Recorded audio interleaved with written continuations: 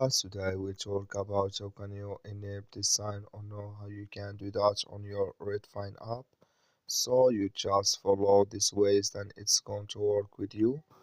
All you have to do in first. So you just go down here, click here on my Redfin, just click on it.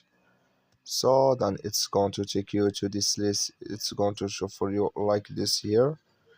Then you just click on settings here, just click on it. You come to next tip here, then you click on app notifications here. You come to next tip here, it's going to show for you like this. Come here to scheduled to reminders, click in this sign. So when you click on this sign here, when you just click on it here, like you see this color show for us, let's make sure that reminders enable with us now. That's all you have to do. Thank you for watching. Don't forget to support us by liking